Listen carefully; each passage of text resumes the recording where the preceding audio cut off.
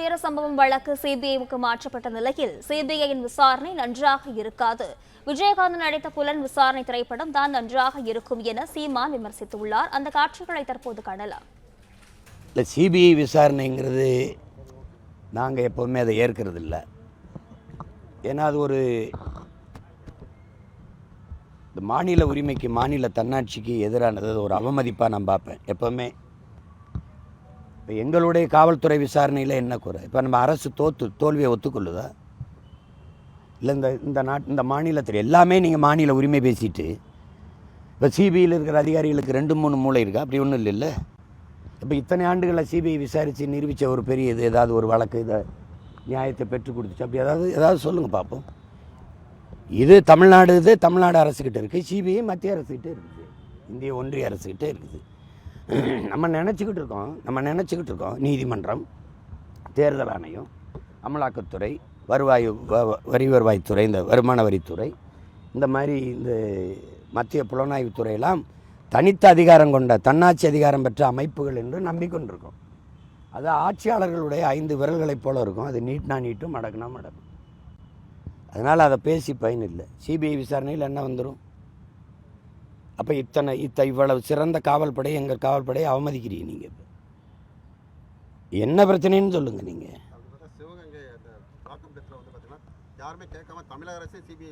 அதுதான் சொல்கிறேன், திராவிட அரசு தான் கேட்கும். அப்போ அரசு தோல்வியை ஒத்துக்கொள்ளுது.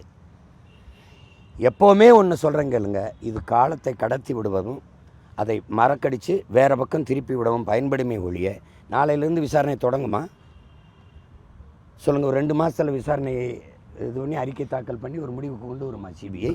சொல்லுங்கள். புலன் விசாரணை, அவங்களுடைய புலன் விசாரணை நல்லா இருக்காது. எங்கள் அண்ணன் செல்வமணி எடுத்த கேப்டன் விஜயகாந்த் நடித்த படம் புலன் விசாரணை வேணால் நல்லாயிருக்கும்.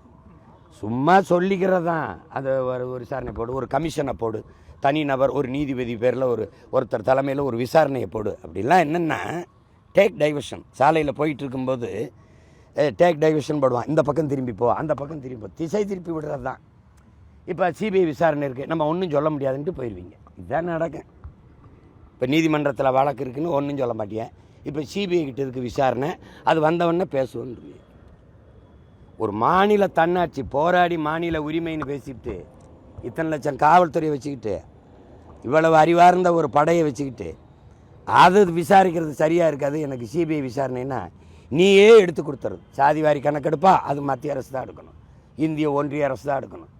அப்போ அருகில் இருக்கிற மாநிலத்தில் சீதாராமையா எடுக்கிறாரு. அது என்னது? பள்ளிக்கூடத்துக்கு 10 நாள் விடுமுறை விட்டு எடுறான்றப்பல இங்கே எடுறான்னா அங்கே வேண்டி கொடுத்துறது.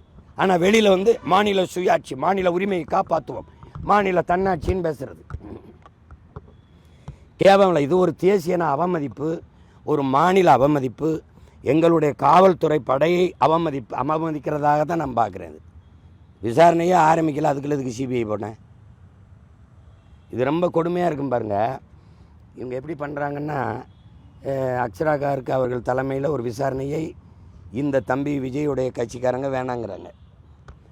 இவங்க இந்த சிறுநீரக திருட்டுக்கு இருக்குல்ல, அதுக்கு இவங்க போட்ட நீதிமன்றம் போட்ட ஒரு அதிகாரியின் விசாரணை இருக்குல்ல, அதை அரசு வேணாங்குது. எப்படிப்பட்ட ஆட்சி முறை நடந்துக்கிட்டு இருக்குன்னு நீங்கள் பாருங்கள்.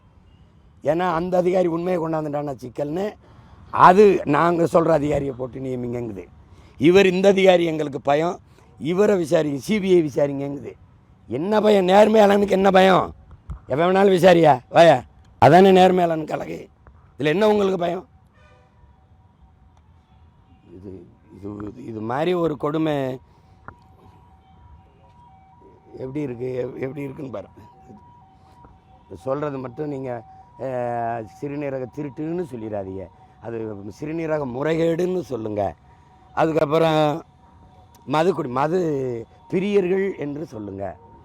ஒவ்வொன்றுக்கும் பேர் பாருங்கள். நோயாளிகள்னு சொல்லிடாதீங்க, மருத்துவ பயனாளிகள்னு சொல்லுங்கள். அப்படின்னா ஊழல் லஞ்சம் வாங்குறவங்கள லஞ்சம் பெற்றுட்டார் ஊழல்வாதிகள்னு சொல்லாதீங்க, பண பயனாளிகள் என்று சொல்லுங்கள். அப்படி சொல்லுவோமா? இவங்கள மாதிரி ஒரு கேடுகட்ட கூட்டத்தை நீங்கள் பார்த்துருக்கியா? நான் சொல்கிறது நீ ஏன் சொல்லக்கூடாது? நான் லஞ்சம் வாங்கிட்டேன், நீ ஏன் சொல்கிற? பண பயனாளிகள் அப்படி சொல்ல வேண்டியதானே? அப்படி சொல்லுவோமா? அப்படி சிரிக்காது. அப்படி சொல்லுவோமா? இவங்க கொடுமையானவங்க. இலவசம் வேணாம்னு சொல்லுவேன். விலையில்லா மடிக்கணினி, விலையில்லா கிரைண்டரு வருவாங்க. நமக்கு கொடுக்கும்போது விலை இல்லை, அவங்க வாங்கும்போது விலை இல்லையா? தயாரித்து சும்மா கொடுத்துட்டானா? இவங்களை ஒழிக்கணும். அதை மட்டும் நீங்கள் கவனத்தில் வச்சுக்கணும். வேறு ஏதாவது கேள்வி கேளு. பிளே ஸ்டோர் மற்றும் ஆப் ஸ்டோரில் இருந்து பாலிமர் செயலியை QR கோடு மூலம் பதிவிறக்கம் செய்யுங்கள். செய்திகளை உடனுக்குடன் பெறுங்கள்.